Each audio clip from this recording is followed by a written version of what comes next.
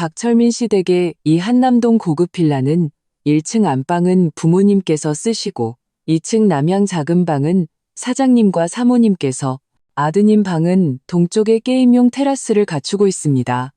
따님 방은 서쪽에 배치되어 독립된 드레스룸이 있고요. 단정한 정장 차림의 자산관리 집사가 직업적인 미소를 띤 채 박선우의 귓가에 또렷하게 속삭였다. 박선우는 그 자리에 얼어붙었다. 그럼 제 방은 어디죠? 어머니 이미숙의 눈빛이 흔들렸지만 목소리는 애써 태어냈다. 어머 선우야, 너 계속 강남에서 오피스텔 얻어 살고 있었잖니. 이 집 방개수가 딱 맞아서 말이야. 아버지 박철민은 미간을 찌푸렸다. 그의 목소리에는 거역할 수 없는 위엄이 서려 있었다.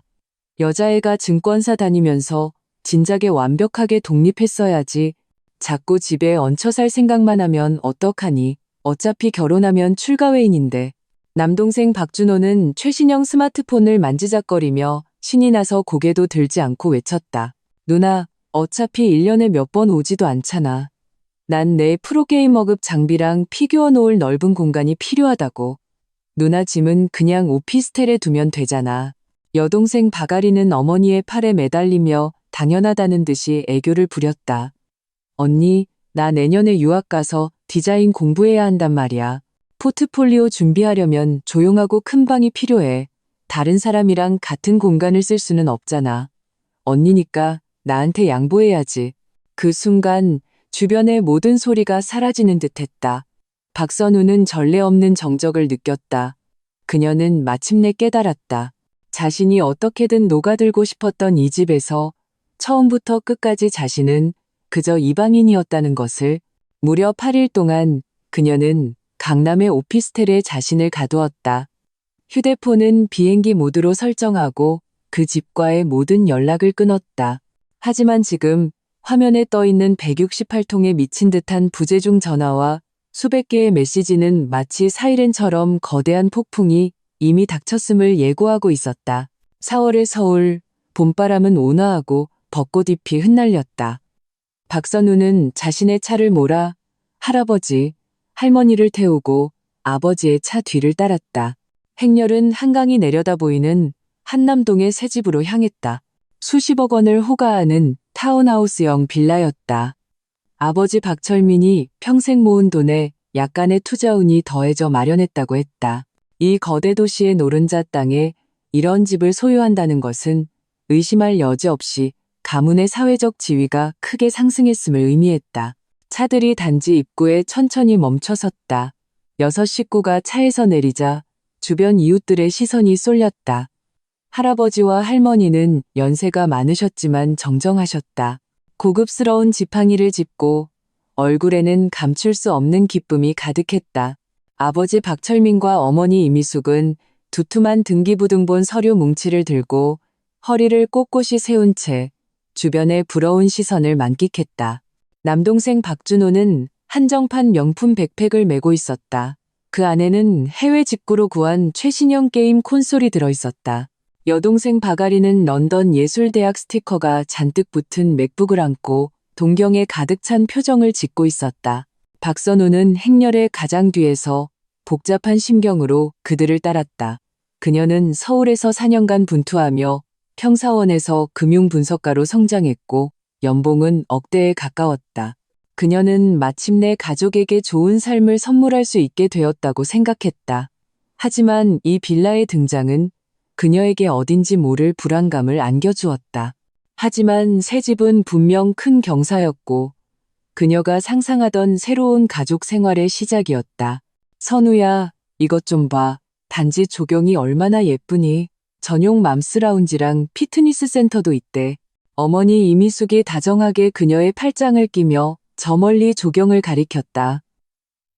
할아버지 할머니께서 여기서 노후 보내시면 산책하고 차 마시기도 편하시겠지. 할아버지는 눈이 실처럼 가늘어지도록 웃으셨다. 내 평생 한강 보이는 이런 집에 살아볼 줄은 꿈에도 몰랐다. 할머니는 박선우의 손을 꼭 잡고 감격에 겨워 말했다. 역시 우리 선우가 출세했어. 여자애가 혼자 밖에서 고생하는 게 쉽지 않은데 집에 생활비도 보태주고 안 그랬으면 어떻게 이렇게 좋은 집으로 이사 왔겠니? 그 말에 박선우의 마음속에 따스함이 차올랐다. 그녀는 취직 후 매달 꼬박꼬박 100만 원씩 집에 보냈다. 4년이면 거의 5천만 원이었다. 그녀는 자신이 이 빌라를 사는데 단단한 버팀목이 되었다고 느꼈다. 할머니, 제가 마땅히 해야 할 일인걸요. 박선우는 할머니를 부축하며 돌길을 천천히 걸었다. 두 분께서 편하게 지내시면 그걸로 충분해요. 남동생 박준호는 새장문이 열린 새처럼 앞서 달려가며 신나게 외쳤다. 누나, 그거 알아? 내 방에 엄청 큰 테라스가 있대. 거기서 바비큐 파티도 하고 팀원들 불러서 라이브 스트리밍도 할 거야. 여동생 박아린도 질 수 없다는 듯이 자랑했다. 내 방은 테라스는 없지만 대신 독립된 드레스룸이 있어. 엄마가 디자이너 불러서 맞춤 옷장 짜주신댔어. 내 그림 도구랑 디자인 스케치 보관하기 딱 좋지. 동생들이 각자의 방에 대해 그리는 아름다운 청사진을 들으며 박선우의 마음에도 작은 기대감이 싹 텄다.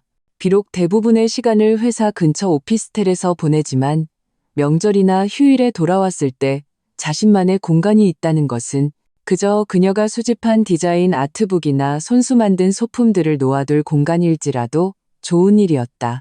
따라 아버지 박철민이 그녀 곁으로 와 어깨를 툭툭 쳤다. 이 집은 우리 집안이 완전히 일어섰다는 증표야. 이제 내 동생은 친구들 앞에서 체면이 설 거고 내 여동생이 유학 지원할 때도 가정 환경란이 든든해 보일 거다. 여자애는 말이다. 나중에 시집 갈 때 친정이 이런 집이면 어깨 펴고 살 수 있는 거야. 박선우는 고개를 끄덕이며 대답했다. 네, 아빠. 정말 좋은 일이에요. 그래. 내 동생도 곧 졸업인데 미래를 계획할 좋은 환경이 필요하고 내 여동생은 지금이 가장 중요한 시기니 조금이라도 불편하게 해선 안 되지. 아버지의 말 속에는 온통 어린 자식들의 미래에 대한 세심한 계획뿐 그녀에 대한 고려는 한마디도 없었다. 가족들은 웃고 떠들며 빌라 현관에 도착했다. 집사는 이미 그곳에서 기다리며 그들을 안내할 준비를 하고 있었다. 박선우는 가족들의 얼굴에 어린 새로운 삶에 대한 진심 어린 갈망을 보며 자신의 지난 몇 년간의 노고가 헛되지 않았다고 느꼈다. 집사는 40대쯤 되어 보이는 남성으로 몸가짐이 단정하고 예의 발랐다. 그는 미소 지으며 가족들을 위해 빌라의 묵직한 원목문을 열었다. 준호야, 저 회전 계단 좀 봐. 크리스탈 샹들리에 정말 멋지다. 어머니가 로비 중앙의 웅장한 계단을 가리키며 동생에게 말했다. 나중에 내 친구들 오면 다들 부러워 죽을걸. 동생은 신나서 스마트폰으로 인테리어 스타일을 검색했다. 엄마, 내 방은 사이버펑크 스타일로 꾸밀 거야. 조명은 무조건 화려하게. 방음 시설도 설치해서 방송할 때 시끄럽지 않게 해야지. 아리나, 내 작업실은 3층 다락방에 만들면 되겠다. 어머니는 다시 여동생을 향해 말했다. 거기가 채광이 제일 좋고 시야도 탁 트여서 한강도 살짝 보일 거야. 영감이 마구 솟아날걸. 여동생은 만족스럽게 고개를 끄덕였다. 그 배치 좋네요. 그림 그릴 땐 절대적인 조용함이 필요하거든요. 다락방이 딱이겠어요. 박선우는 그들이 열띠게 공간 배치를 논의하는 것을 들으며 마음속 의혹이 점점 커져갔다. 이 말을 들어보니 빌라에는 더 이상 남는 방이 없는 것 같았다. 할아버지 할머니 방 하나, 아빠, 엄마 방 하나, 남동생 방 하나, 여동생 방 하나, 작업실 하나. 그럼 그녀는? 하지만 그녀는 즉시 묻지 않았다. 자신이 너무 예민하게 구는 것일 수도 있었다. 이렇게 큰 빌라에 그녀가 머물 구석 하나 없을 리가. 집사는 태블릿 PC를 들고 상세한 설명을 시작했다. 박철민 사장님, 이 집은 저희 단지의 시그니처 타입입니다. 지상 3층, 지하 1층, 총 면적 360제곱미터입니다. 혹시 정식으로 입주하실 예정이신가요? 아버지는 자랑스럽게 고개를 끄덕였다. 그렇소. 우리 가족 전부 이사 왔소. 집사는 미소 지으며 말했다. 정말 잘 됐습니다. 입주를 환영합니다.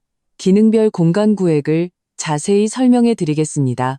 지하 1층은 AV룸과 와인셀러, 1층은 거실, 다이닝룸, 그리고 독립된 욕실을 갖춘 안방 스위트룸이 있습니다. 2층에는 침실 3개가 있는데 남양 안방과 동서 양쪽에 작은 방입니다. 3층은 개방형 다락 서재입니다. 박선우는 들으면서 마음속 의심이 짙어지는 것을 느꼈다. 사람이 잘 수 있는 침실은 총 4개뿐이었다. 집사는 계속해서 말했다. 이전에 제공해주신 가족 구성원 정보에 따라 저희가 추천하는 배치는 1층 안방 스위트룸은 2분 어르신께서 쓰시는 겁니다. 출입이 편하고 조용하시게요. 2층 남양 안방은 당연히 사장님과 사모님께서 거주하시고요. 테라스가 있는 동쪽 방은 아드님께, 공간이 넓어 젊은 분에게 적합합니다. 드레스룸이 있는 서쪽 방은 따님께 드려서 수납 요구를 만족시켜 드리는 거죠. 말을 마친 그는 정교한 가죽 지갑에서 카드키 4개를 꺼냈다. 총 4세트의 침실 카드키입니다. 받아주십시오. 박선우는 완전히 얼어붙었다. 4세트의 카드키, 4개의 침실. 잠깐만요. 그녀는 더 이상 침묵할 수 없었다. 저는 어디서 지내죠? 집사의 얼굴에 걸려있던 전문가다운 미소가 순간 굳었다.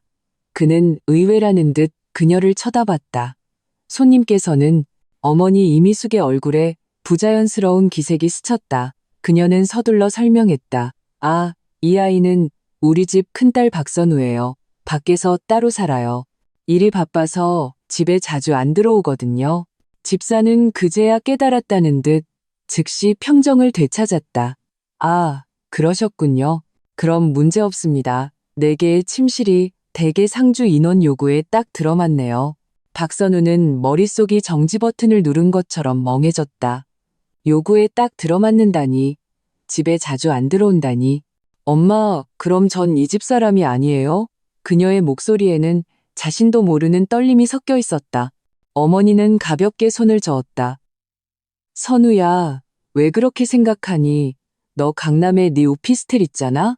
이 집은 방이 딱 이만큼인데 할아버지 할머니, 나랑 내 아빠, 그리고 내 동생들 한 방씩 쓰면 딱 맞지 않니?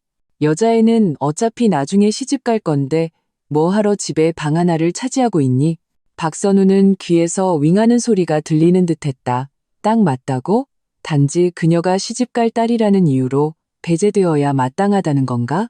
아버지 박철민의 얼굴이 굳어졌다. 그는 짜증스럽게 꾸짖었다. 나이가 30이 다 되어 가는데 아직도 이렇게 철이 없어서야. 여자애가 얌전해야지.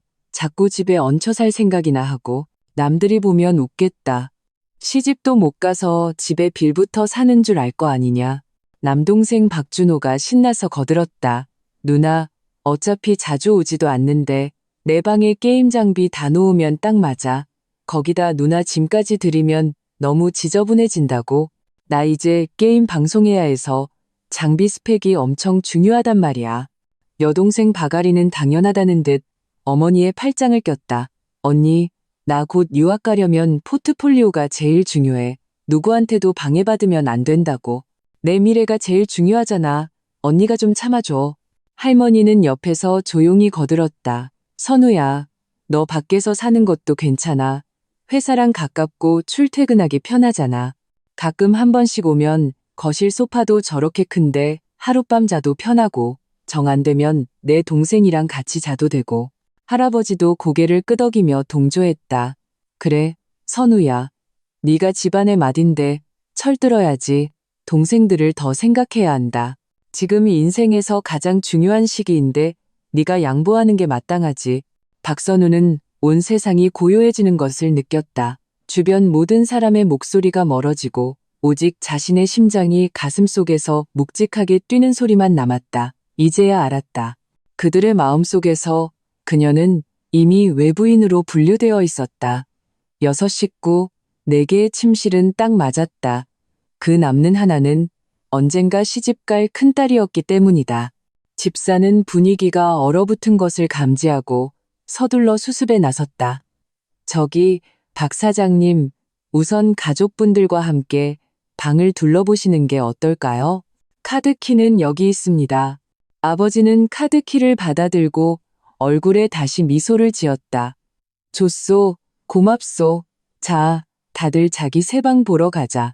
가족들은 그를 중심으로 회전 계단을 향해 걸어갔다.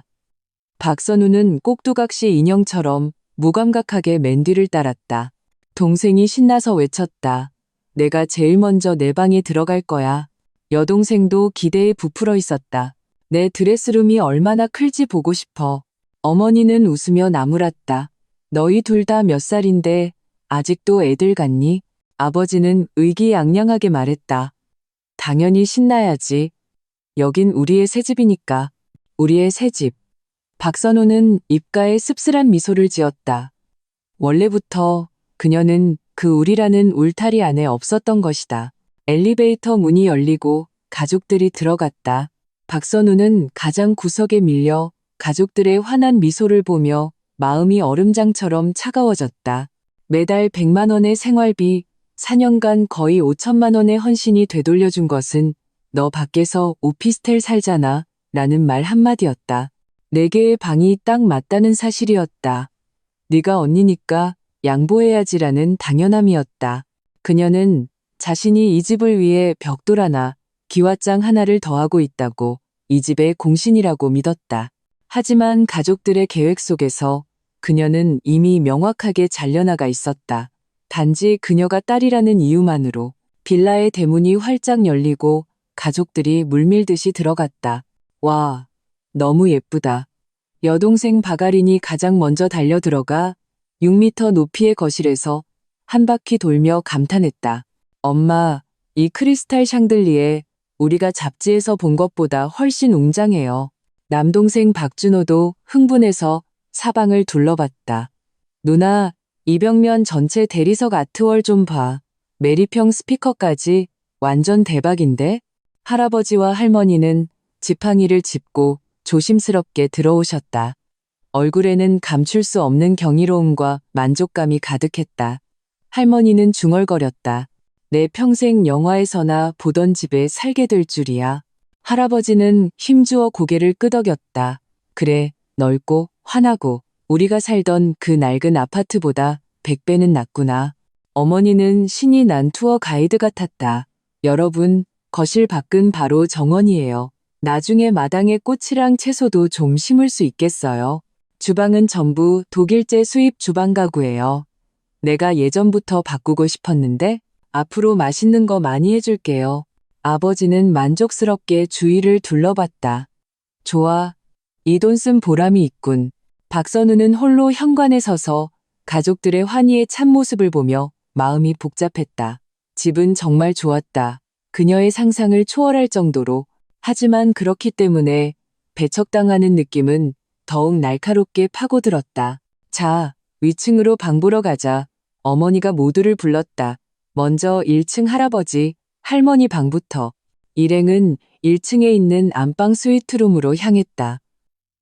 문을 열자 약 40제곱미터의 거대한 공간이 나타났다. 독립된 욕실과 작은 햇살이 드는 티룸까지 갖추고 있었다. 어머나, 이 방 정말 넓다. 할머니는 기뻐서 입을 다물지 못했다. 화장실도 따로 있고 밤에 화장실 가기 너무 편하겠네. 계단 오르내릴 필요도 없고 우리 늙은이들한테는 정말 최고다. 할아버지도 매우 만족스러워하셨다. 이 작은 티룸이 좋구나. 여기서 햇볕 쬐면서 신문도 보고 옛날 이웃들이랑 전화 통화도 하고.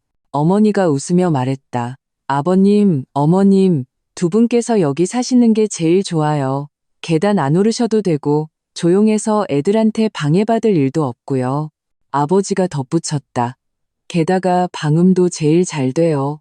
주무실 때 절대 방해 안 받으실 겁니다. 이어서 가족들은 2층으로 올라가 부모님의 방을 보러 갔다. 남양 안방은 30여 제곱미터 크기의 널찍한 전망 발코니가 딸려 있었다. 여기가 나랑 내 엄마 방이다. 아버지의 말투에는 자부심이 가득했다. 크지도 작지도 않고 딱 좋지.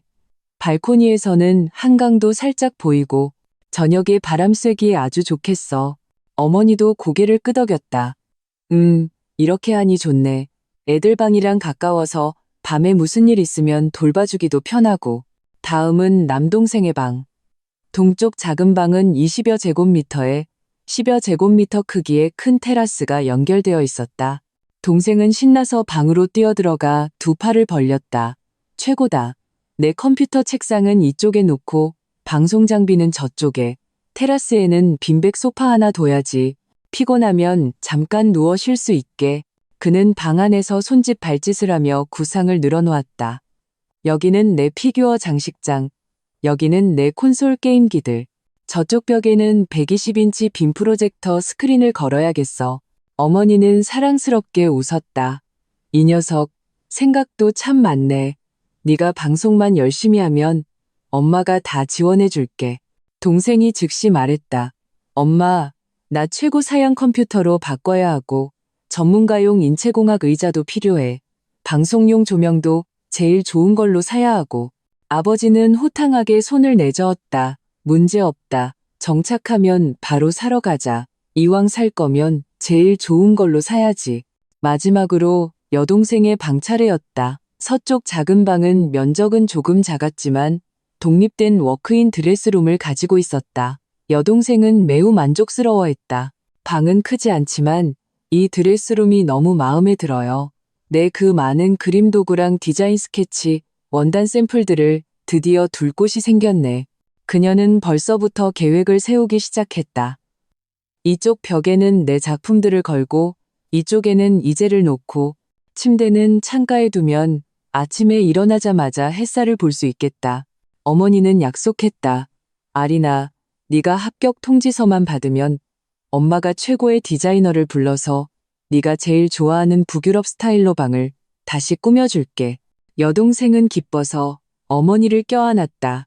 엄마, 최고예요. 박선우는 계속 계단 입구에 서서 여동생의 얼굴에 어린 행복한 미소를 보았다. 마음이 텅 빈 것 같았다. 모두가 자신만의 영역을 갖고 희희낙낙 미래를 계획하고 있었다.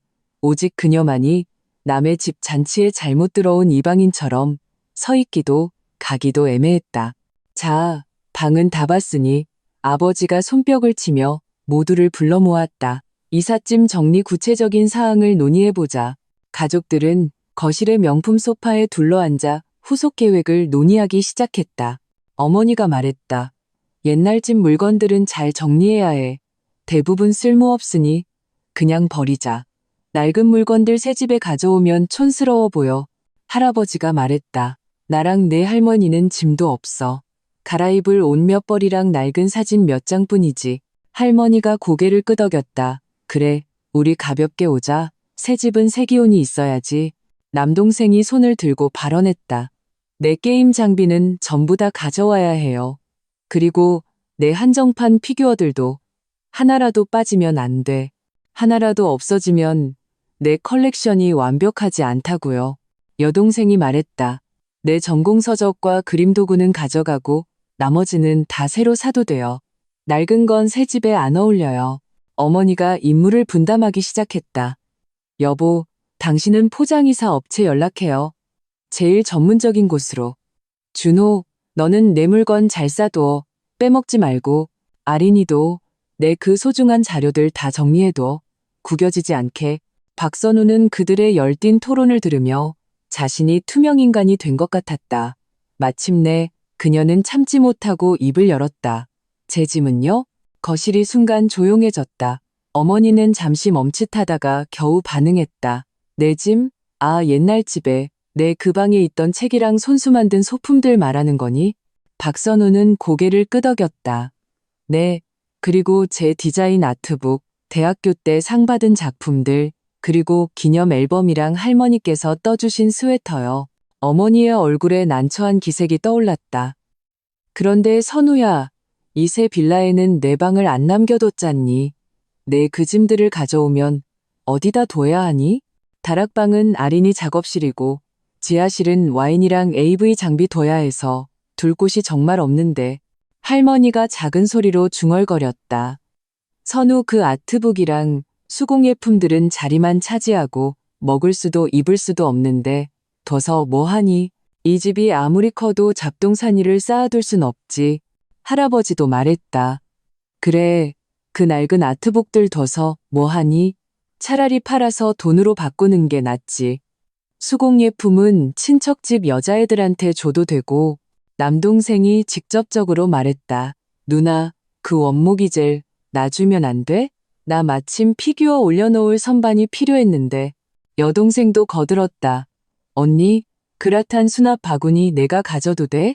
내 원단 샘플들 담아둘 예쁜 바구니가 딱 필요했거든. 박선우는 가슴이 답답해지는 것을 느꼈다. 목소리가 조금 잠겼다. 그건 내 물건들이야. 어머니가 설득했다. 선우야, 봐. 너 지금 오피스텔에서 혼자 살잖아. 거기도 넓지 않은데 그 짐들 가져가면 자리만 차지해. 차라리 동생들 쓰게 주는 게 낫지. 물건도 활용하고 낭비도 안 하고 네가 언니인데 동생들한테 좀 양보하면 어떠니? 아버지가 짜증스럽게 손을 내저었다. 다 한 가족인데 내 건 내 것이 어디 있냐? 그리고 너도 이제 직장인이고 금융계에서 일하는데 아직도 그 학생 때 쓰던 이젤이나 아트북 같은 걸 갖고 있으면 어떡하니? 한심하게 박선우가 설명했다. 학생 때 물건만 있는 게 아니에요. 제가 수집한 한정판 디자인 영감도 있어요. 친구한테 부탁해서 해외에서 구해온 거라고요. 그리고 할머니께서 떠주신 스웨터는 하나하나 다 의미가 있어요. 남동생이 코웃음을 쳤다. 누나, 나이가 몇인데 아직도 그런 애들 같은 물건을 갖고 있어.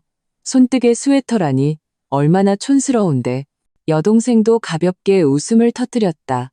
언니, 꽤 감성적이네요. 근데 그 물건들 솔직히 좀 구식이긴 해요. 할머니가 말했다. 선우야, 그 물건들 정말 자리만 차지해. 새 집은 깨끗하고 예쁘게 유지해야지. 옛날 집처럼 어수선하면 안 돼. 어머니는 잠시 생각하더니 결정을 내렸다. 이렇게 하자. 네가 정말 기념이 될 만한 거 몇 개만 골라서 가져가. 네 오피스텔에 둬. 나머지는 그냥 처분하자. 어차피 너 집에 살지도 않는데 둬봤자 먼지만 쌓이지. 박선우는 가족들의 얼굴에 어린 그 당연하다는 표정들을 보며 마음속 분노가 들풀처럼 자라나는 것을 느꼈다. 그녀의 이젤은 대학교 때 석 달을 아끼고 아껴 산 것이었다. 수많은 디자인 과제의 밤을 함께 세웠다. 그녀의 디자인 영감은 한 권 한 권이 업계에 대한 그녀의 사랑을 담고 있었다. 할머니가 떠주신 스웨터는 어릴 적부터의 따뜻한 추억이었다. 하지만 그들의 눈에는 이 모든 것이 그저 자리만 차지하는 낡은 물건일 뿐이었다. 싫어요. 박선우의 목소리는 분노로 떨리고 있었다. 그 물건들은 저한테 소중해요. 아버지의 미간이 찌푸려졌다. 소중하긴 뭐가 소중해. 다 쓸데없는 고물들이지. 네가 지금 사는 곳이 얼마나 좁은데 가져가서 쌓아둘 거냐? 남들 보기에 창피하게. 어머니도 얼굴을 굳혔다. 선우야, 너 너무 고집 부리지 마라. 집 공간은 한정되어 있어. 합리적으로 계획해야지. 내 고집 때문에 모두가 불편해져선 안 돼. 할머니가 한숨을 쉬었다. 선우야, 너 이 아이가 어쩌다 이렇게 속 좁아졌니? 전혀 여자애 같지가 않네. 할아버지도 고개를 저으며 최종 판결을 내렸다. 이 녀석 밖에서 몇 년 지내더니 마음이 거칠어졌어. 눈에 가족이 없구나. 박선우는 가족들의 비난하거나 실망한 눈빛을 보며 만감이 교차했다. 그녀가 틀린 걸까? 그녀는 단지 자신의 것을 지키고 싶었을 뿐이다. 추억이 담긴 물건들을 간직하고 싶었을 뿐이다. 이것도 잘못된 걸까? 하지만 여동생이 기대하는 눈빛, 할머니의 슬픈 표정을 보니 그녀는 다시 흔들리고 자기 의심에 빠졌다. 어쩌면 그녀가 정말 너무 이기적인 걸지도 모른다. 어쩌면 여자아이는 철들어야 한다는 가르침이 이미 그녀의 뼛속에 새겨져 있는지도 모른다. 알았어요. 그녀는 힘없이 팔을 늘어뜨리고 발코니로 몸을 돌렸다. 갖고 싶으면 다 가져가세요. 남동생이 즉시 환하게 웃었다. 누나, 내가 그럴 줄 알았어. 누나가 최고로 대인배야. 여동생도 달려와 그녀의 팔짱을 꼈다. 고마워요.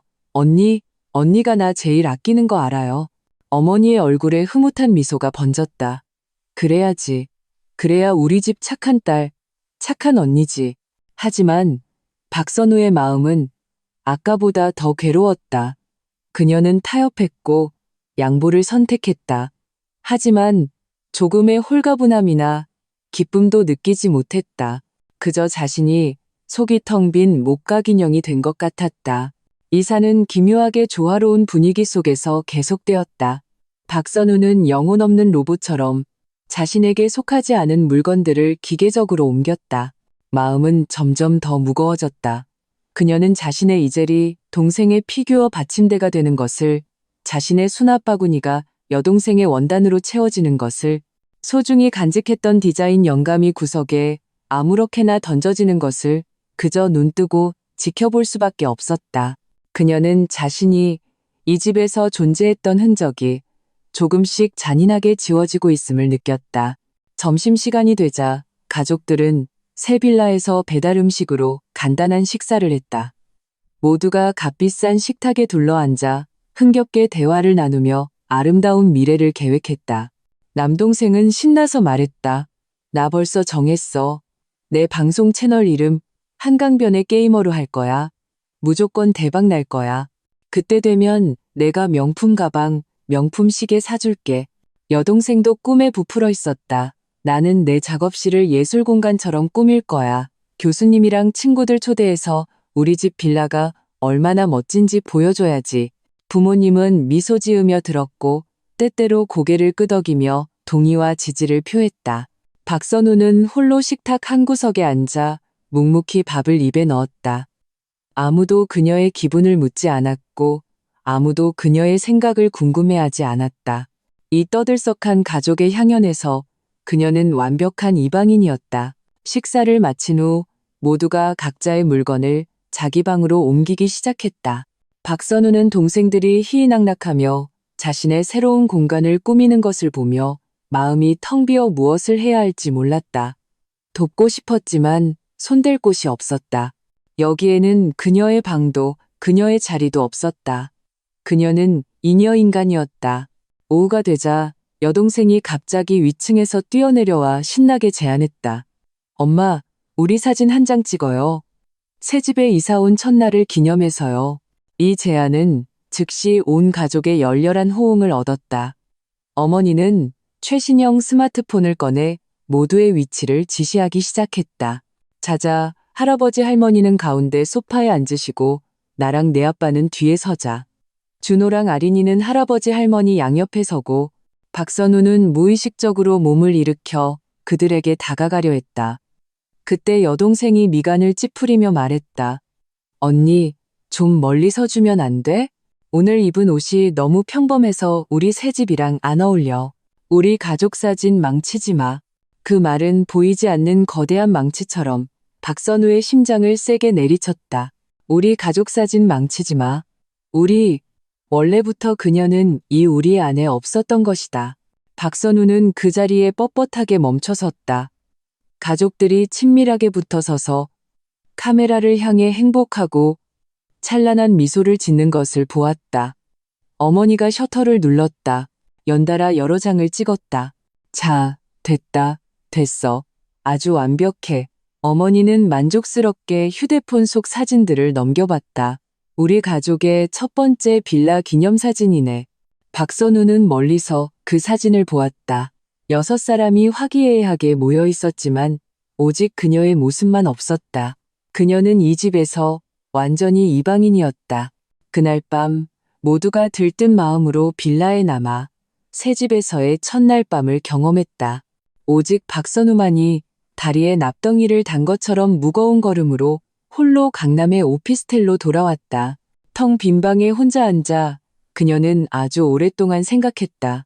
어쩌면 이제는 정말로 떠나야 할 때인지도 모른다. 그들의 마음속에서 그녀는 이미 제명되었다. 그렇다면 그녀가 계속 남아 스스로를 속일 필요가 있을까? 다음 날 아침, 박선우는 어머니의 전화에 잠이 깼다. 선우야, 너 말도 없이 가버리면 어떡하니? 어젯밤에 왜 새 집에서 안 자고 갔어? 어머니의 말투에는 알아채기 힘든 질책이 묻어 있었다. 박선우는 세면대 앞에서 양치질을 하며 불분명한 목소리로 대답했다. 제 집으로 돌아왔어요. 내 집? 거기가 내 집이야? 어머니의 목소리가 조금 높아졌다. 어젯밤에 그렇게 가버려서 할아버지 할머니께서 아직도 내 얘기하셔. 네가 화났냐고 말이야. 박선우는 입을 헹구고 수건으로 얼굴을 닦았다. 그녀는 평온하게 말했다. 엄마, 어제 아린이가 똑똑히 말했잖아요. 가족 사진 찍는데 방해하지 말라고. 제가 그 집이랑 어울리지 않는데 거기 남아서 뭐 하겠어요? 전화기 너머의 어머니는 잠시 침묵했다. 이내 변명했다. 너 이 녀석, 왜 그렇게 꼬투리를 잡니? 아린이는 그냥 생각 없이 한 말이야. 어린애가 뭘 알겠니? 마음에 담아두지 마. 박선우는 쓴웃음을 지었다. 생각 없이 한 말이라고요? 엄마, 그럼 빌라방 계획할 때 제 생각은 해보셨어요? 인테리어 스타일 논의할 때 제 의견은 물어보셨나요? 그 가족 사진 찍을 때 제 존재는 기억하셨어요? 단지 제가 딸이고 언젠가 시집갈 사람이니까 당연히 배제되어야 마땅한 건가요? 연이은 질문에 어머니는 완전히 말문이 막혔다. 한참 후에야 어머니의 말투가 부드러워졌다. 선우야, 그렇게 생각하지 마. 엄마도 네가 서운한 거 알아. 어서 돌아와. 우리 가족 다 같이 앉아서 제대로 얘기 좀 하자. 말로 풀어야지. 박선우가 말했다. 더 이상 할 얘기 없어요. 그냥 편안하게 새 생활 즐기세요. 전 방해하지 않을게요. 그녀는 단호하게 전화를 끊었다. 휴대폰이 곧 다시 울렸다. 이번에는 아버지였다. 박선우, 너 도대체 무슨 짓이야? 내 엄마가 너 화났다고 하던데. 아버지의 말투는 불쾌감과 위압적인 질책으로 가득했다. 나이도 먹을 만큼 먹은 애가 어린애처럼 토라지기나 하고, 이게 말이 되니? 여자애가 속이 넓어야지 그렇게 옹졸해서 쓰겠어? 박선우는 깊게 숨을 들이쉬고 목소리를 평온하게 유지하려 애썼다. 아빠, 저 토라진 거 아니에요. 그냥 몇 가지를 확실히 깨달았을 뿐이에요. 뭘 깨달았는데? 이 집에서 제 진짜 위치를요.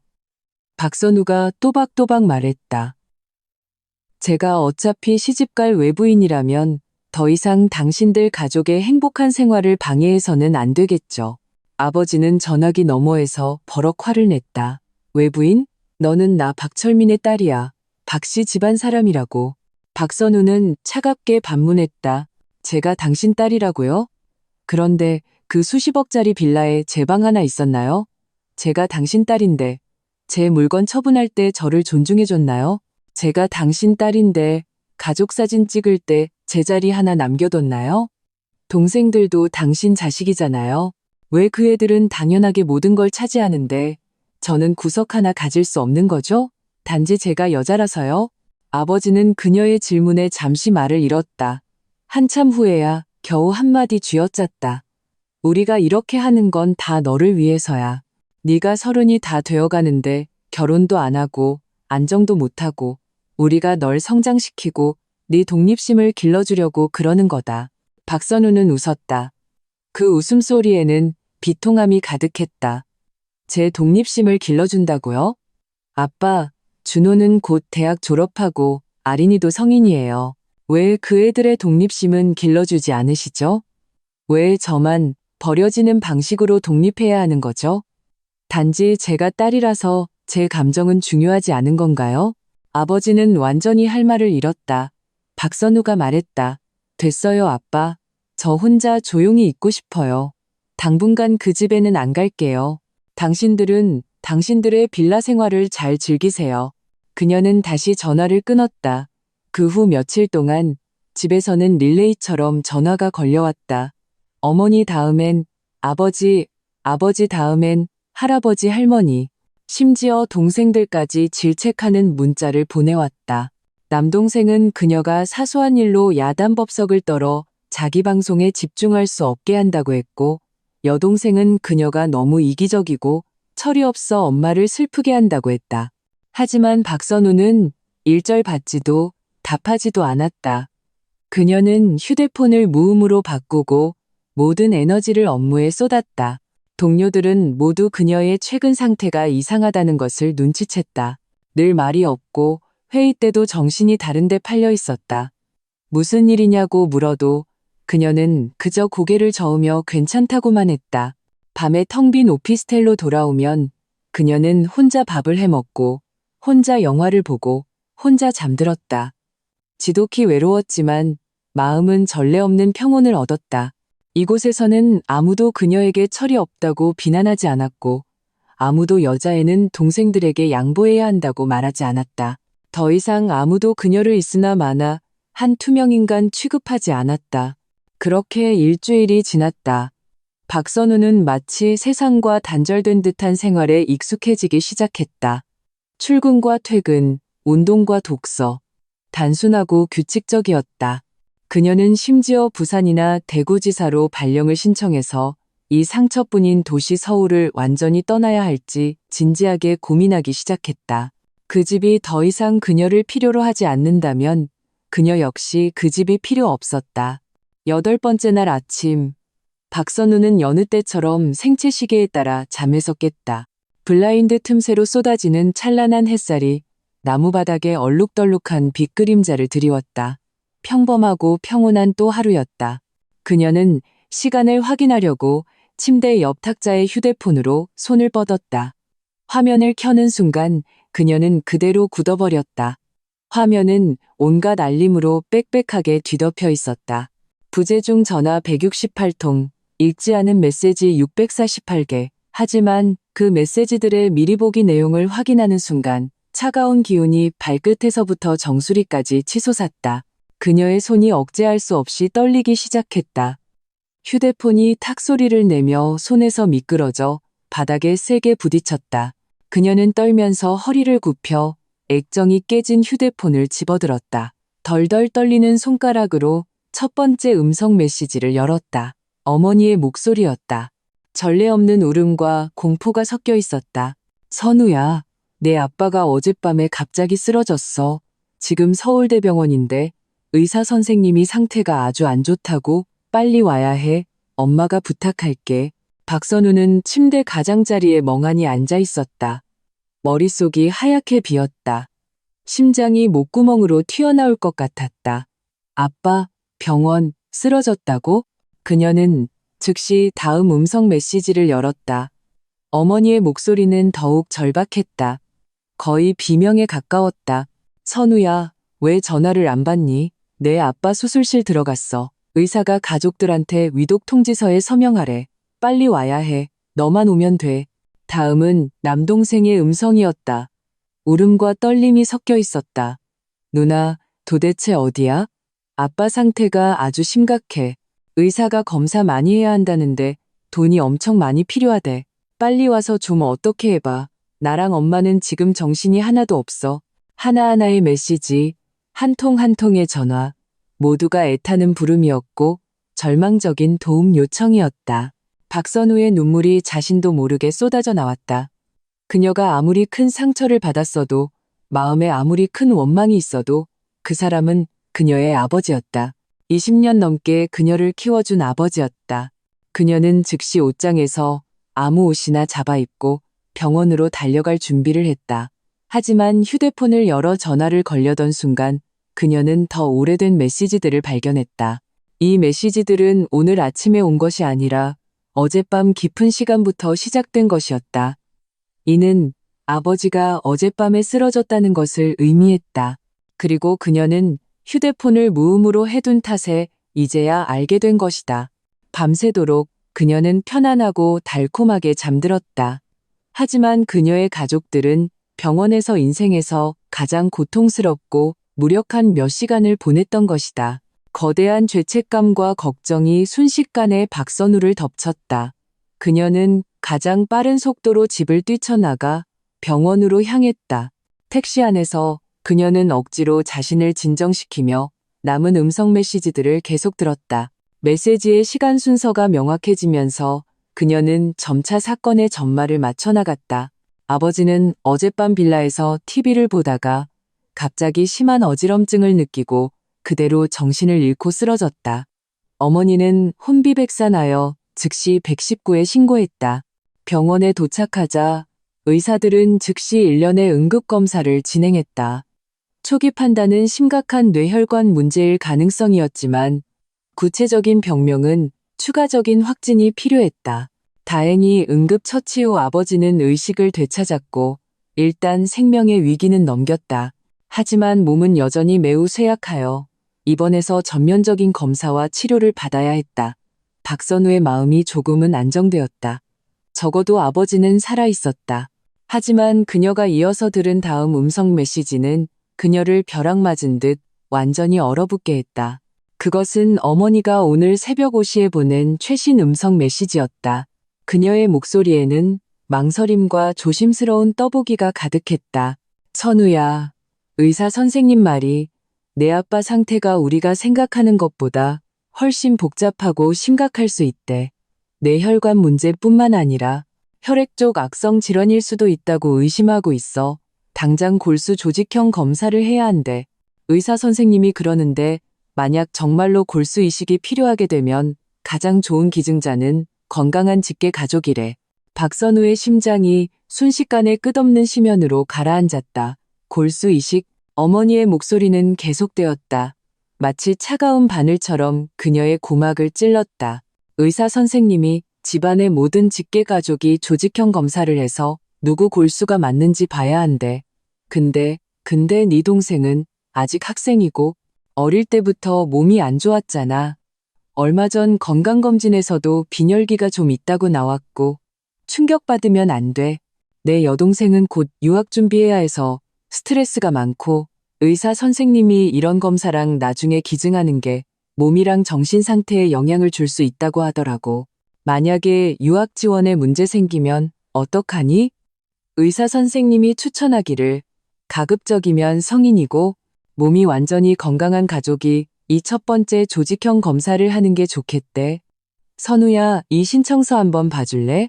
음성 메시지 마지막에는 사진 한 장이 첨부되어 있었다. 그것은 골수 이식 조직형 검사 및 정보 제공 동의서 사진이었다. 박선우는 그 서류를 뚫어지게 쳐다봤다. 시선은 최우선 기증자 권고 조건란에 고정되었다. 그 위에는 굵은 고딕체로 선명하게 적혀 있었다. 성인, 기저질환이 없는 신체 건강한 직계 가족. 그녀의 시선은 이 문장에 아주 오랫동안 머물렀다. 머릿속에서는 통제할 수 없이 가족 한 명 한 명을 떠올리기 시작했다. 남동생 박준호, 올해 22세. 비록 성인이지만 어릴 때부터 약골이었다. 허약하고 병이 많아 사흘이 멀다 하고 감기에 걸렸 결코 신체 건강하다고 할 수 없었다. 여동생 박아리는 활발하고 건강했지만 그녀는 온 가족의 자랑이자 유학 가서 가문을 빛내야 할 존재였다. 이 중요한 시기에 누가 감히 그녀를 신경 쓰이게 하겠는가. 이리저리 따져보니 박선우는 문득 너무나도 잔혹한 현실을 깨달았다. 이 집안에서 이 모든 까다로운 조건을 완벽하게 충족하는 사람은 놀랍게도 오직 자신 하나뿐이었다. 26세, 이미 성인. 꾸준한 운동, 규칙적인 생활 습관, 건강한 신체, 아무런 나쁜 버릇도 없었다. 가장 중요한 것은 그녀가 그 중요하지 않고 희생 가능한 큰딸이라는 점이었다. 그녀의 직업, 그녀의 건강, 그녀의 미래는 동생들의 앞날 앞에서 아무것도 아니었다. 박선우의 손이 미세하게 떨리기 시작했다. 그녀는 알았다. 일단 그녀가 병원에 나타나면, 일단 그녀가 그 동의서에 서명하면 앞으로 그녀를 기다리는 것이 무엇일지를 그녀는 또한 알았다. 만약 그녀가 나타나지 않고 서명하지 않으면 이 집은 정말로 다른 선택지가 없다는 것을. 택시가 병원 문 앞에 멈춰 섰다. 기사가 결제를 재촉했다. 박선우는 멍하니 돈을 지불하고 차문을 열었다. 서울대병원, 수많은 사람이 오가는 정문 앞에 섰다. 그녀는 응급의료센터라는 선명한 붉은 글자를 올려다봤다. 그것이 마치 거대한 소용돌이처럼 곧 그녀를 삼켜버릴 것 같았다. 귓가에는 어머니의 울음 섞인 재촉과 간청이 다시 울리는 듯했다. 그녀는 어떻게 해야 할까? 결국 피는 물보다 진한 혈육의 정이 마음속 서운함과 원망을 이겼다. 박선우는 깊게 숨을 들이쉬고 무거운 발걸음을 옮겨 응급의료센터 건물로 뛰어들어갔다. 수술실 앞 복도에서 그녀는 한눈에 긴 의자에 웅크리고 있는 가족들을 발견했다. 어머니 이미숙은 두 눈이 퉁퉁 붓고 얼굴이 초췌했다. 하룻밤 사이에 마치 10년은 늙어 보였다. 남동생 박준호는 고개를 숙인 채 계속해서 스마트폰만 보고 있었다. 얼굴에는 짜증과 불안이 가득했다. 여동생 박아리는 어머니의 어깨에 기댄 채 조용히 흐느끼고 있었다. 엄마, 박선우가 불렀. 세 사람이 동시에 고개를 들었다. 그녀를 보는 순간 표정은 각기 달랐다. 어머니는 마치 구세주를 만난 듯 벌떡 일어나 비틀거리며 그녀에게 달려왔다. 선우야, 너 드디어 왔구나. 내 아빠가 아직 저 안에 있어. 상태가 아주 안 좋아. 누나, 전화는 왜 계속 안 받은 거야? 박준호도 일어서며 말투에 질책을 담았다. 집에 이렇게 큰일이 났는데 어디 갔었어? 아직도 우리한테 화나 있는 거야? 박선우는 남동생의 비난을 무시하고 감정이 격해진 어머니를 부축하며 다급하게 물었다. 아빠는 지금 어떠세요? 의사 선생님은 뭐라고 하세요? 아직 안에 계셔. 의사 선생님이 일단은 안정됐다고 했는데 병명은 아직 못 찾았대. 이미숙은 그녀의 팔을 마치 마지막 구명줄을 잡듯 붙잡았다. 선우야, 의사 선생님이 골수 조직형 검사해야 한대. 네가 빨리 가봐. 너만이 네 아빠를 구할 수 있어. 내 동생은 몸이 약하고 내 여동생은 유학 가야 하잖아. 너밖에 없어. 그녀는 가방에서 이미 구겨진 신청서를 꺼내 박선우의 손에 쥐어주었다. 박선우는 그 종이를 보고 복도 끝 붉은 등이 켜진 수술실을 보았다. 가슴이 찢어지는 듯했다. 그녀는 고개를 끄덕이며 잠긴 목소리로 말했다. 알았어요. 의사 선생님한테 가볼게요. 그녀는 주치의를 찾았다. 표정이 엄숙한 중년 남자였다. 의사는 간단하게 아버지의 상태를 설명했다. 어머니가 말한 것과 거의 같았다. 갑작스러운 실신, 생체 징후는 일단 안정적이지만 구체적인 병명불명, 혈액계 악성 질환이 강력히 의심되며 직계 가족의 즉각적인 조직형 검사를 권고한다는 것이었다. 당신이 큰딸이오? 건강 상태는 어떻소? 의사가 안경을 고쳤으며 그녀를 살피듯 바라봤다. 저는 건강해요. 병력도 없고 매년 건강검진도 받아요. 그럼 당신이 먼저 하시오. 의사가 그녀에게 펜을 건넸다. 여기에 서명하고 피 뽑으러 가시오. 박선우는 펜을 쥐고 정보 제공 동의서에 적힌 빽빽한 조항들을 보았다.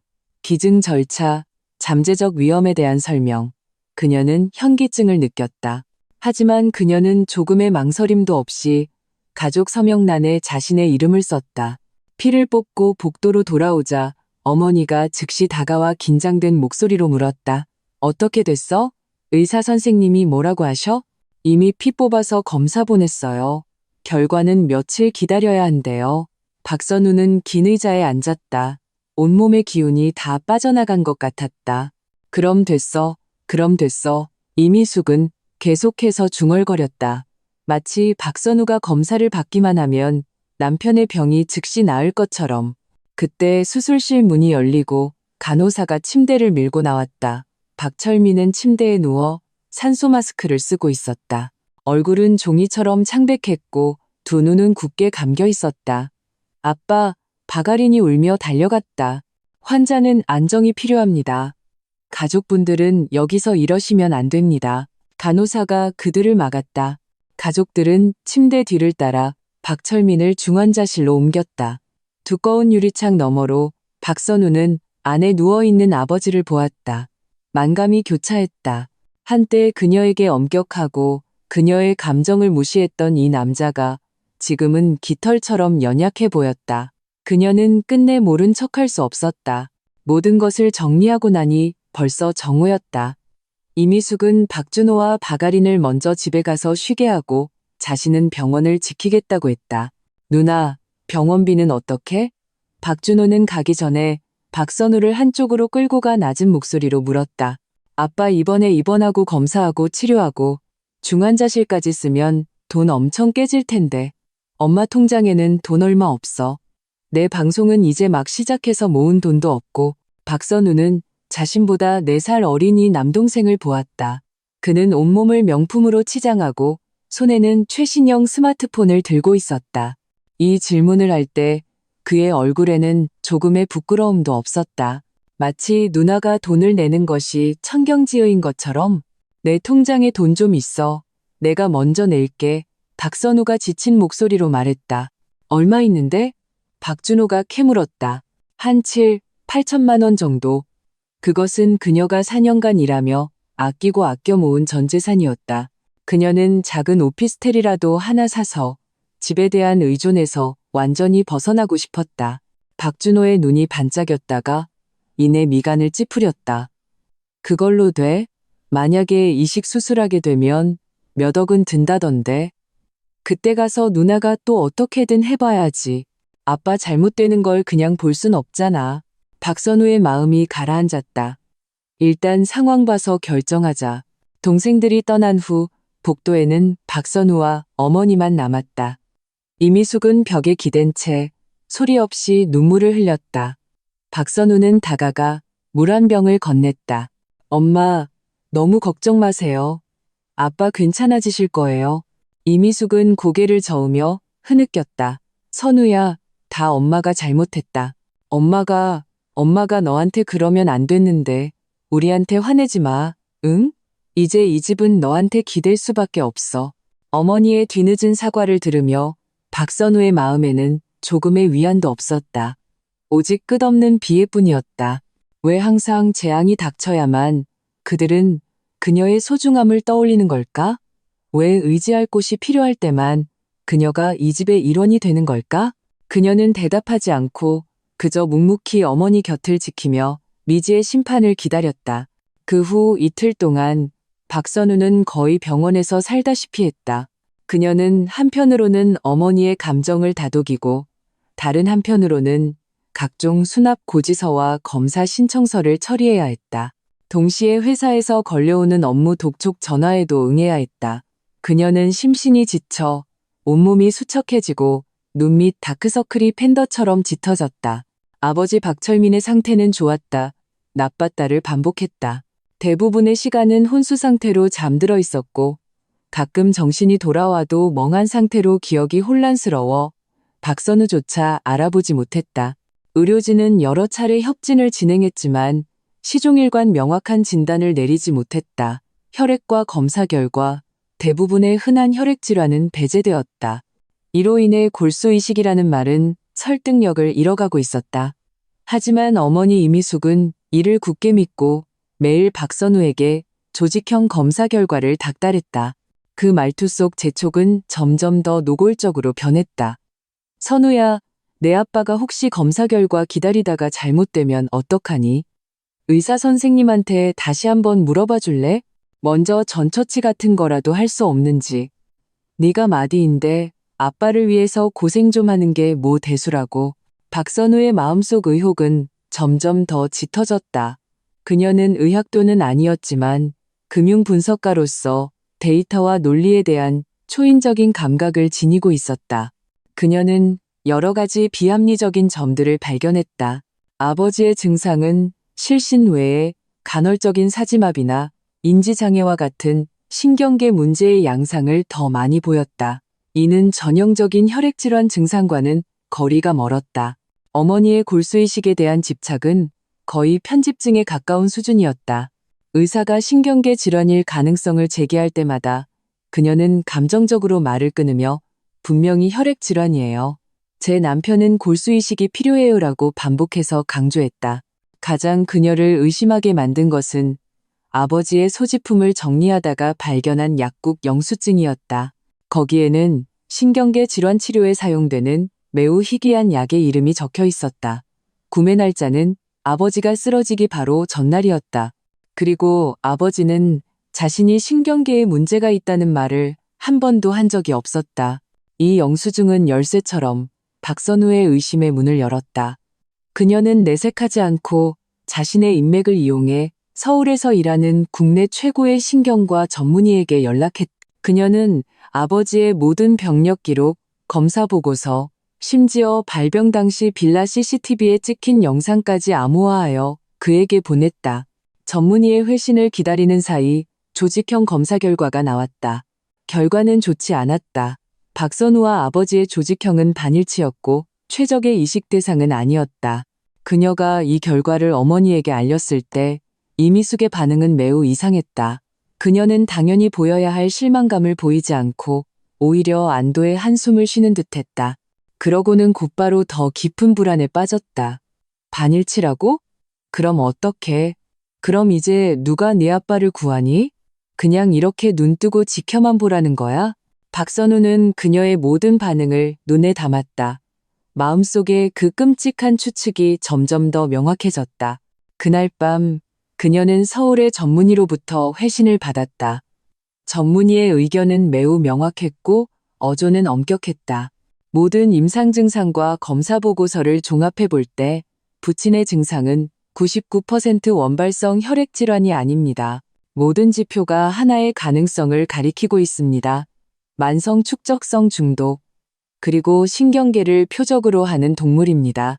소위 혈액 질환이라는 것은 중독 후 유발된 합병증의 표면적인 증상일 뿐입니다. 즉시 경찰에 신고하고 최근의 식단과 약물 환경부터 조사할 것을 권고합니다. 골수이식은 말도 안 되는 소리입니다. 효과가 없을 뿐만 아니라 오히려 면역 억제로 인해 환자의 사망을 앞당길 것입니다. 휴대폰 화면에 떠 있는 그 차가운 문장들을 보며 박선우는 온몸에 피가 굳는 것을 느꼈다. 중독. 이 단어는 폭탄처럼 그녀의 머릿속에서 터져나갔다. 소위 악성 질환, 소위 골수이식. 처음부터 끝까지 그것은 철저한 사기극이었다.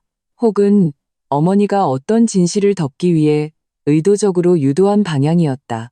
박선우는 억지로 자신을 진정시켰다. 그녀는 휴대폰을 끄고 병원 아래 정원에 앉아 차가운 밤바람이 얼굴을 스치도록 내버려 두었다. 그녀는 모든 단서를 머릿속에서 다시 한번 꿰어 맞췄다. 아버지의 비전형적인 혈액질환 증상, 어머니의 비정상적인 집착, 그 의문의 약국 영수증, 전문의의 단호한 중독 결론, 거대하고 어두운 진실이 서서히 수면 위로 떠오르고 있었다. 그녀는 즉시 어머니를 추궁하지 않았다. 절대적인 증거가 없이는 어떠한 충동적인 행동도 상대를 경계하게 만들 수 있다는 것을 알았다. 그녀는 독을 넣은 사람을 찾아야 했다. 그 배후에 도대체 무엇이 숨겨져 있는지 알아내야 했다. 다음 날 그녀는 갈아입을 옷과 업무용 노트북을 가지러 집에 가야 한다는 핑계로 병원을 떠났다. 그리고는 그녀가 단 한 번 가봤던 그 한남동 빌라로 곧장 차를 몰았다. 빌라는 텅 비어 있었고 무서울 정도로 조용했다. 그녀는 장갑을 끼고 탐정처럼 구석구석을 꼼꼼히 수색하기 시작했다. 그녀는 주방 식기, 조미료, 그리고 아버지의 서재 서랍과 파일 캐비닛을 중점적으로 확인했다. 주방 쓰레기통 깊숙한 곳에서 그녀는 한약 찌꺼기를 발견했다. 색은 검고 코를 찌르는 이상한 냄새가 났다. 평범한 보약은 아닌 것 같았다. 그녀는 한약에 대해 몰랐지만 조심스럽게 밀봉 봉투에 그것들을 담아 검사를 의뢰할 준비를 했다. 결정적인 돌파구는 아버지의 서재에서 나왔다. 잠긴 서랍 하나를 그녀는 아버지가 자주 쓰는 생년월일 비밀번호로 열었다. 그녀는 찢어졌다가 다시 붙여진 문서를 발견했다. 그것은 합의서였다. 합의서의 내용은 박선우를 얼음 동굴에 빠뜨렸다. 합의서의 갑은 임국철이라는 낯선 남자였다. 을은 아버지 박철민이었다. 합의서의 대략적인 내용은 박철민이 임국철에게 8억 원을 일시불로 지급하고 임국철은 그의 동생 임민준이 마포 더 프레스티지 타워 공사 현장에서 사고로 사망한 사건에 대해 박철민 및 시공사의 책임을 영원히 묻지 않고 영원히 상소하지 않으며 언론에 어떠한 정보도 흘리지 않기로 약속한다는 것이었다. 합의서 서명 날짜는 반년 전이었다.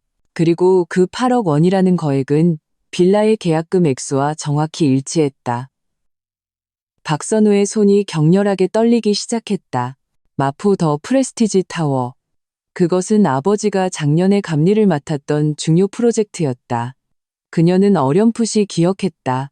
당시 뉴스에서 그 프로젝트에서 안전사고가 한 번 났었다고 보도했던 것 같다. 젊은 노동자 한 명이 고공작업 중 추락사했고 이후의 결론은 개인의 조작 실수로 인한 사고로 규정되었다. 알고 보니 아버지의 투자운은 사람의 피가 묻은 입막음 돈이었던 것이다. 이 화려한 빌라는 한 젊은 노동자의 목숨값으로 지어진 것이었다. 박선우는 바닥에 주저앉았다. 현기증을 느꼈다. 그녀는 마침내 어머니가 왜 그렇게 병명을 밝히는 것을 두려워했는지 이해했다. 이것은 병이 아니었다. 빚이었다. 사람 목숨에 대한 빚이었다.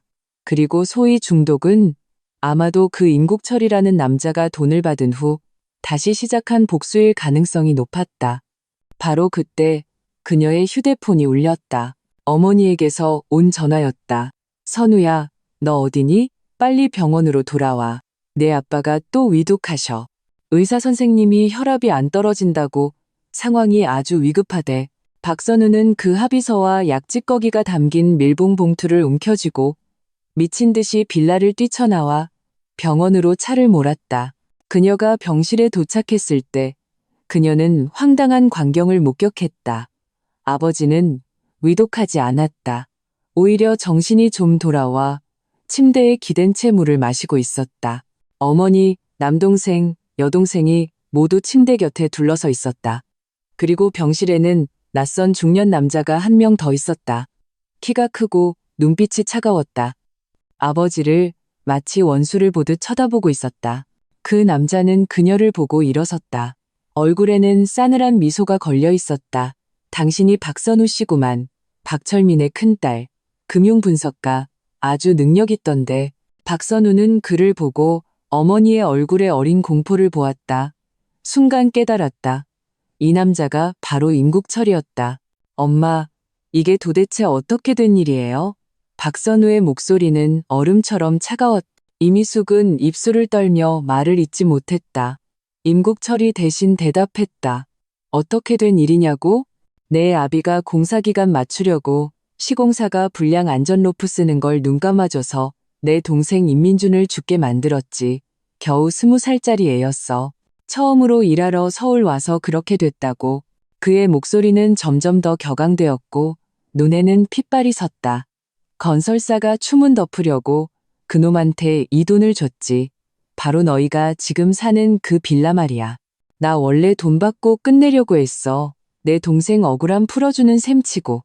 근데 내 동생이 매일 밤 꿈에 나타나서 울어. 왜 살인자가 멀쩡하게 호의호식하며 사냐고. 그래서 나도 내 방식으로 그놈한테 죽는 것보다 더한 고통을 맛보게 해줘야겠다고 생각했지. 그는 손뼉을 치며 계속 말했다. 그놈이 중독된 독은 내가 직접 만들었어. 한 달에 한 번씩 발작하고 한 번 할 때마다 더 고통스럽지. 천천히 말라줄게. 해독제는 나한테만 있어. 오늘 내가 온 건 해독제 조건을 얘기하러 온 거야. 박준호가 참지 못하고 외쳤다. 당신 이거 범죄야. 상해죄라고. 경찰에 신고해서 당신 잡아넣을 거야. 임국철이 비웃었다. 신고해봐. 경찰이 와서 복수자인 날 먼저 잡을지 아니면 살인자인 내 아비를 먼저 잡을지 한번 보자고. 나한테는 그놈이 입막음 돈 받은 증거도 있고 시공사가 불량 자재 쓴 기록도 있어. 마음껏 신고해. 박선우는 자신의 아버지를 뚫어지게 쳐다봤다. 박철민은 그녀의 시선을 피하고 부끄럽게 고개를 숙였다. 입술을 달싹였지만 한마디도 하지 못했다. 원하는 게 뭐죠? 박선우가 입을 열었다. 그녀는 지금이 충동적으로 행동할 때가 아니라는 것을 알았다. 우선 임국철을 안정시키고 해독제 상황을 파악해야 했다. 임국철의 시선이 그녀에게로 향했다. 살피는 듯한 눈빛이었다. 내가 당신을 조사해봤어. 월스트리트 출신 금융 엘리트. 연봉은 억대에 가깝고 본인 앞으로 모은 돈도 8천만 원은 되지. 능력도 있고 철도 들었고 내 아비 돈. 너도 꽤나 같이 썼겠지?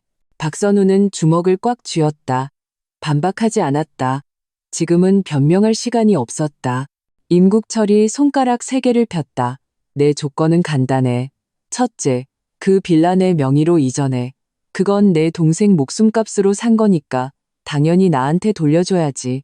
둘째, 내 아비, 내 동생 무덤 앞에 가서 머리 밟고 절 100번 하게 해.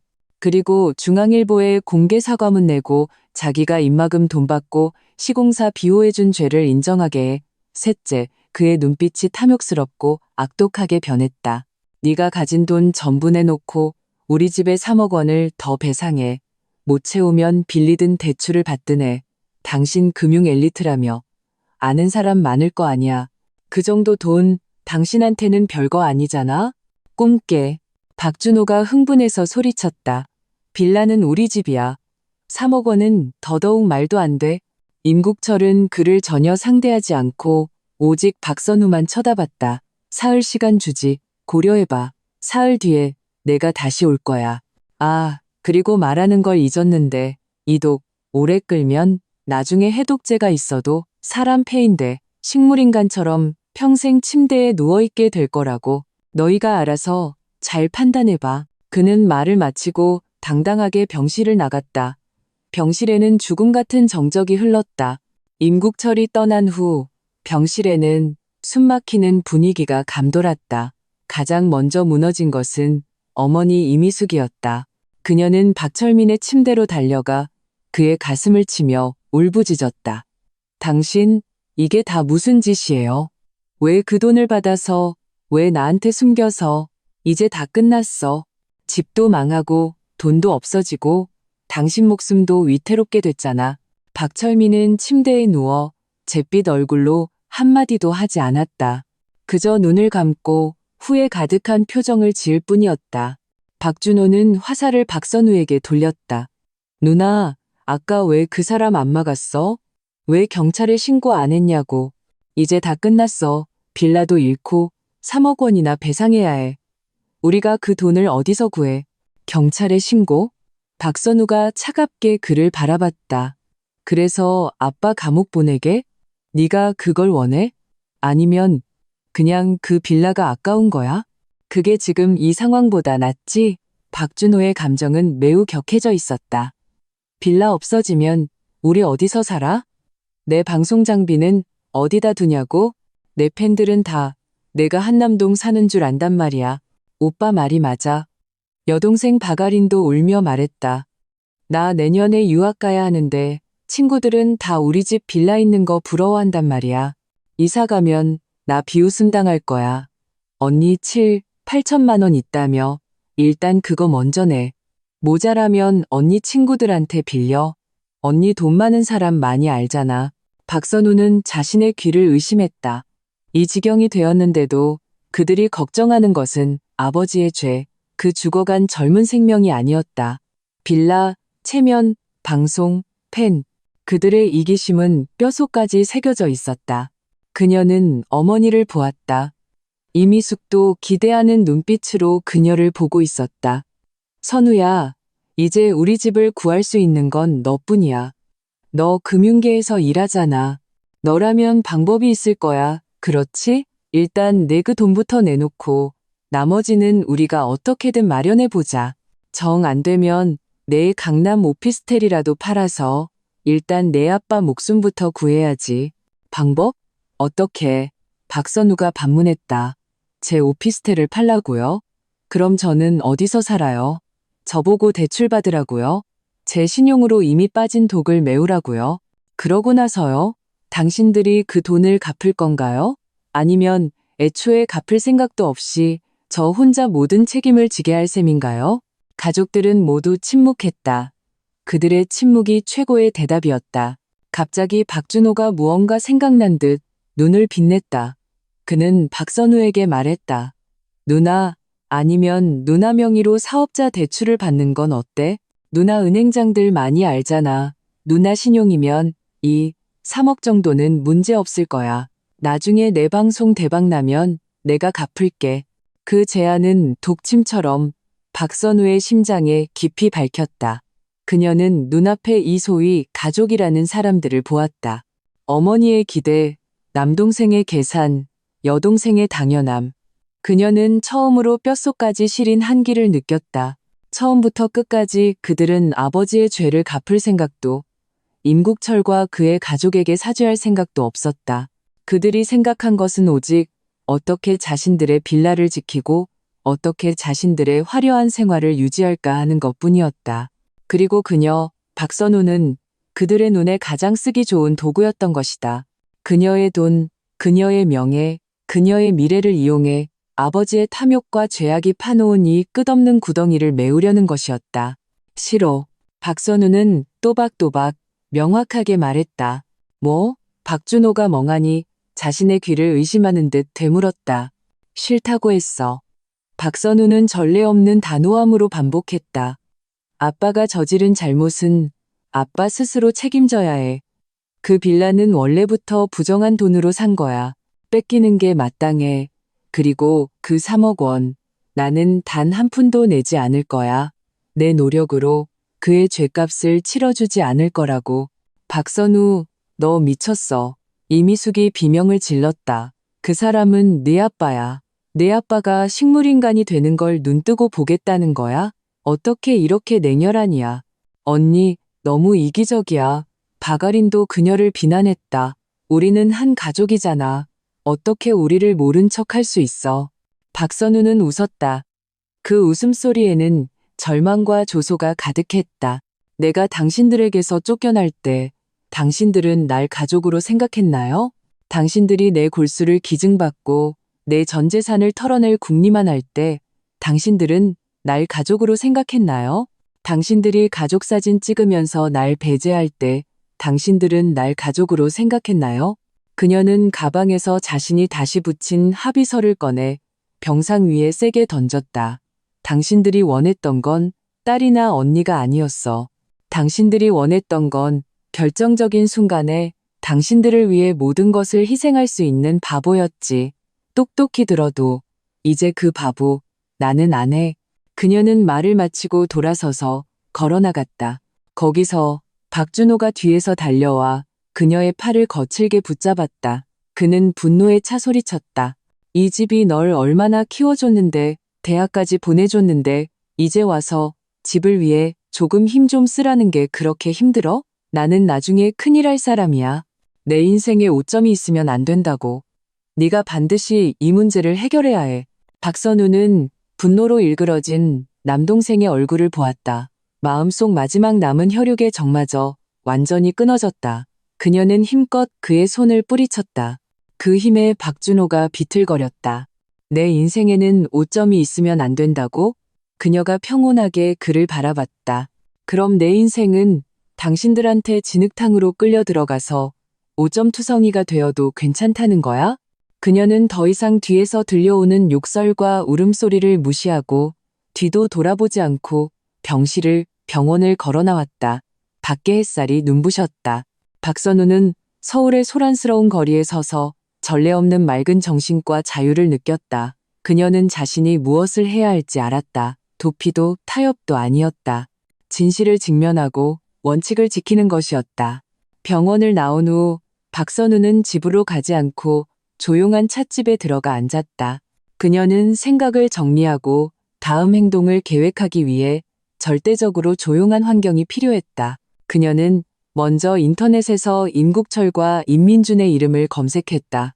곧 1년 전의 지역 뉴스 포럼 게시물을 하나 찾았다. 글쓴이는 바로 임국철이었다. 게시물에는 동생 임민준의 사망 경위가 자세히 적혀 있었다. 20살의 임민준은 마포더 프레스티지 타워 공사 현장에서 고공 작업을 하다가 안전 로프가 갑자기 끊어져 추락사했다. 사고 후 시공사는 임민준이 규정을 지키지 않았다고 주장했고 아버지 박철민은 감리로서 사고라는 결론에 서명했다. 결국 시공사는 장례비 1억 원만 지급했다. 게시물 속 임국철의 글은 비통함과 무력감으로 가득했고 임민준의 사진도 첨부되어 있었다. 수줍게 웃는 젊은 소년, 남동생 박준호와 비슷한 나이였다. 박선우는 사진을 보며 가슴이 아팠다. 그녀는 금융계 인맥이라는 특별한 경로를 통해 임국철의 연락처를 알아냈다.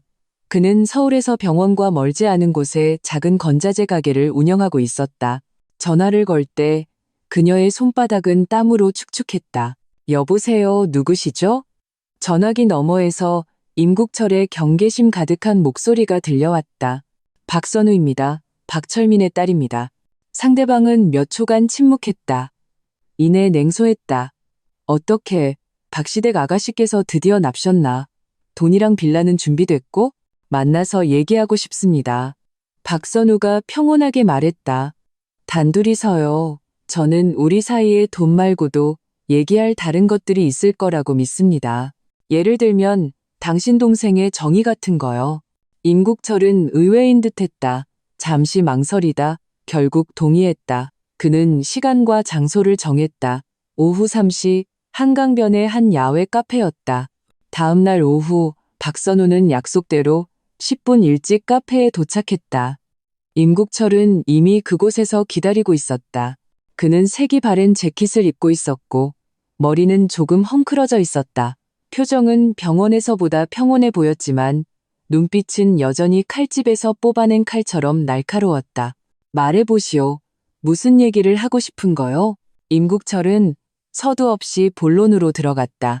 박선우는 직접 대답하는 대신 서류 봉투 하나를 그에게 밀었다. 임국철은 의아해하며 봉투를 열었다. 안에는 2가지가 들어있었다. 하나는 그녀의 은행 거래 내역이었고 다른 하나는 그녀의 오피스텔 매매 계약서였다. 이건 제가 4년간 일하면서 매달 저희 집에 송금한 기록입니다. 총 4,800만 원입니다. 박선우가 말했다. 이건 제 오피스텔 계약서고요. 저는 아버지의 그 입막음 돈을 단 한 푼도 쓴 적이 없습니다. 심지어 제 작은 집 대출금을 아직도 갚고 있습니다. 제가 증명하고 싶은 것은 그 빌라의 돈에 대해, 당신 동생의 죽음에 대해 저는 전혀 몰랐다는 겁니다. 저 역시 피해자입니다. 임국철은 그 거래 내역과 계약서를 보며 눈 속의 저기가 조금 누그러졌다. 그는 박선우를 조사했지만 그녀의 구체적인 재정 상황까지는 알지 못했다. 지금 보니 이 여자는 확실히 그녀의 아버지와는 달랐다. 그래서요? 그의 말투가 조금 부드러워졌다. 그리고 박선우는 그의 눈을 보며 진심으로 말했다. 저는 제 아버지를 대신해서 당신과 당신 가족에게 사과드리고 싶습니다. 그녀는 자리에서 일어나 임국철을 향해 깊이 고개를 숙였다. 이 사과가 얼마나 값싼지 당신 동생의 목숨을 되돌릴 수 없다는 것을 압니다. 하지만 이것이 제가 현재 할 수 있는 유일한 일입니다. 제 아버지의 비겁함과 탐욕에 대해 당신에게 사과드립니다. 임국철의 눈시울이 붉어졌다. 그는 고개를 돌렸다. 목소리가 조금 잠겨 있었다. 내 동생, 우리 집 외아들이었소. 우리 부모님은 그놈만 바라보고 사셨지. 공사비 받으면 고향 내려가서 집 짓고 옆 동네 처녀랑 결혼할 거라고 했소. 그런데 사람이 없어졌어. 제대로 된 사과 한마디 못 받고 같은 또래의 2사람은 한 비극으로 인해 연결되어 긴 침묵에 빠졌다. 카페 밖 한강은 물결이 일렁이고 벚꽃잎이 흩날렸지만 2사람 사이의 무거운 공기를 쫓아내지는 못했다. 저는 당신에게 3억 원을 주지 않을 겁니다. 사업자 대출을 받아줄 생각도 없습니다. 박선우가 침묵을 깼다. 그것은 범죄를 방조하는 것이고 당신 동생에 대한 모독이기 때문입니다. 하지만 저는 제가 가진 전 재산 그 7,800만 원을 제 개인적인 차원에서 당신 가족에게 보상금으로 드릴 용의가 있습니다. 이것은 입막음 돈이 아닙니다.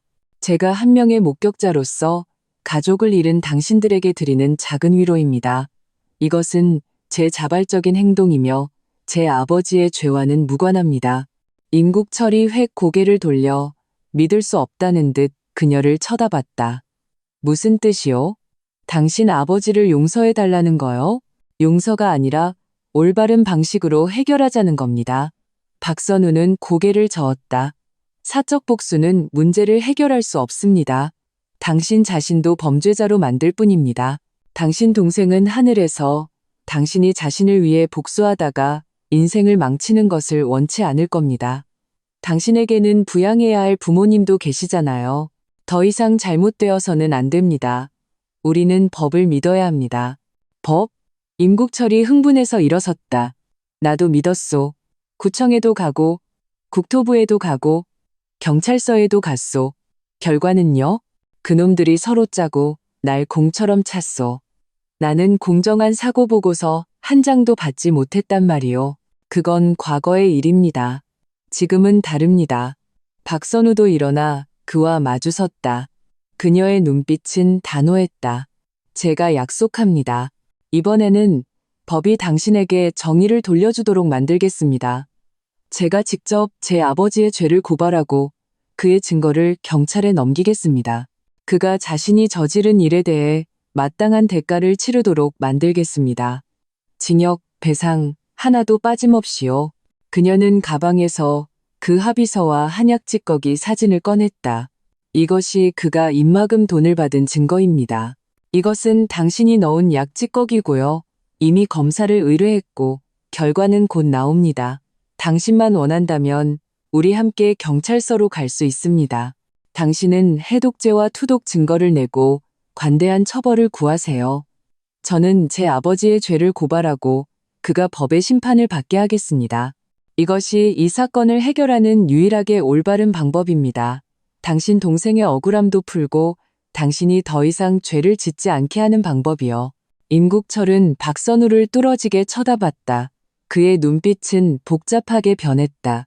의심, 갈등, 고통. 하지만 마침내 그 광적인 증오는 서서히 사그라드는 듯했다. 그는 박선우의 말이 옳다는 것을 알았다. 사적 복수는 순간의 한을 풀 뿐 자신을 만겁불복의 나락으로 떨어뜨릴 것이다. 그리고 법의 심판이야말로 동생에게 가장 좋은 위로가 될 것이다. 한참 후에 그는 힘없이 의자에 다시 앉았다. 지친 목소리로 말했다. 내가 뭘 믿고 당신을 믿소?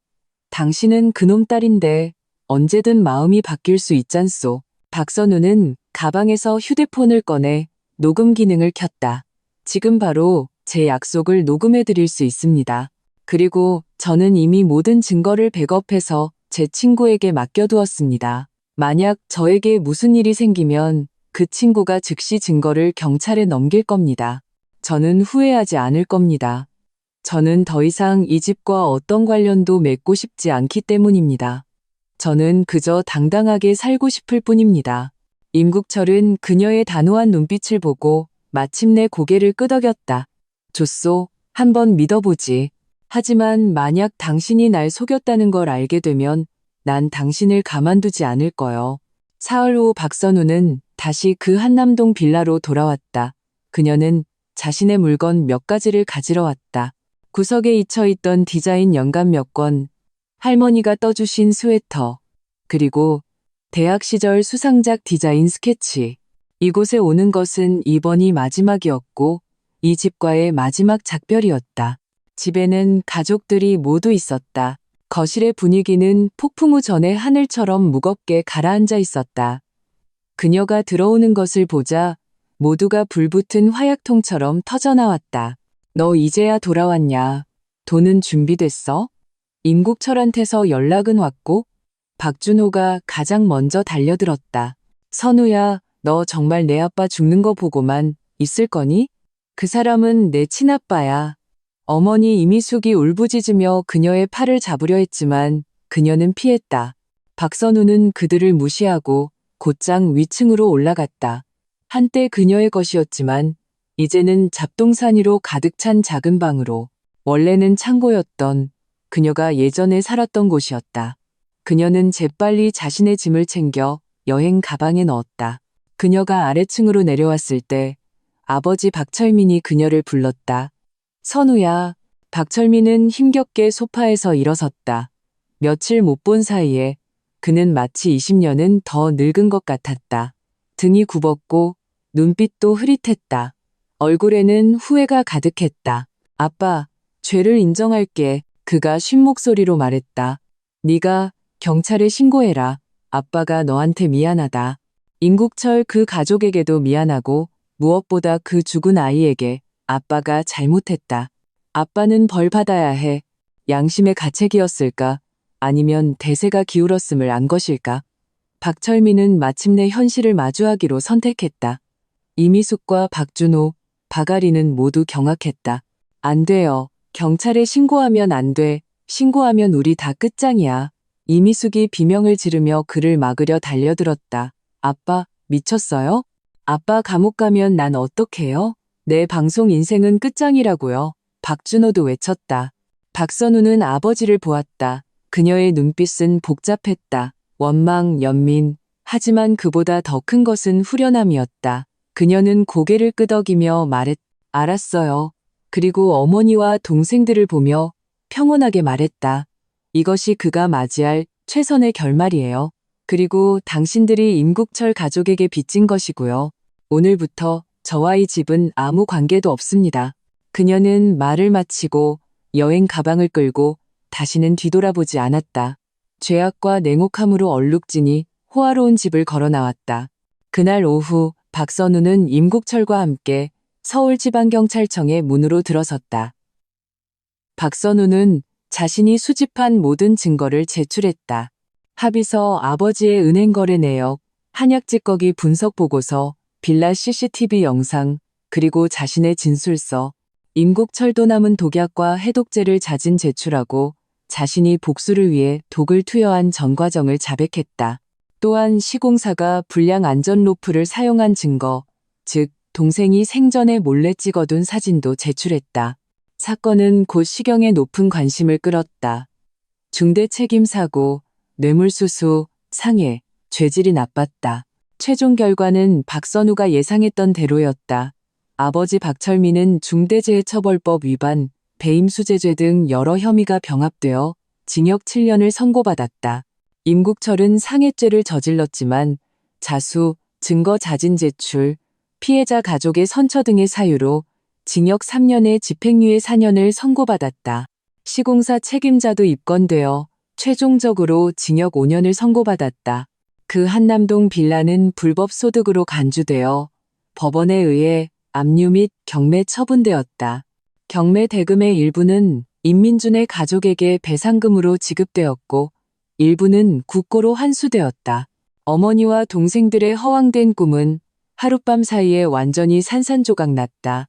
그들은 수십억 원짜리 호화주택에서 쫓겨나 외곽의 낡은 다세대 주택에서 월세로 살게 되었다. 경제적 기반을 잃자 박준호의 방송은 집안의 추문으로 인해 완전히 망했고 박아린의 유학 신청도 가정 환경 문제로 거절당했다. 그들은 박선우의 냉혹함과 무정함을 원망했고 다시는 그녀에게 연락하지 않았다. 그리고 박선우는 자신의 약속을 지켰다. 그녀는 자신의 통장에 남은 돈 전부를 임국철의 부모님에게 인도적 차원의 보상금으로 송금했다. 그리고 그녀는 회사에 사직서를 제출하고 부산지사로의 발령을 신청했다. 서울을 떠나는 날, 날씨는 아주 좋았다. 그녀는 공항으로 가는 차에 앉아 창밖으로 빠르게 스쳐 지나가는 풍경을 보았다. 한강의 물결, 남산타워, 한때 익숙했던 거리들이 하나씩 눈앞을 스쳐 지나갔다. 그녀의 마음에는 더 이상 원망도 미련도 없었다. 오직 전례 없는 평온과 후련함뿐이었다. 그녀는 소위 가족이라는 것을 잃었지만 자기 자신의 인생을 되찾았다. 내면의 존엄과 평안을 되찾았다. 그녀는 마침내 깨달았다.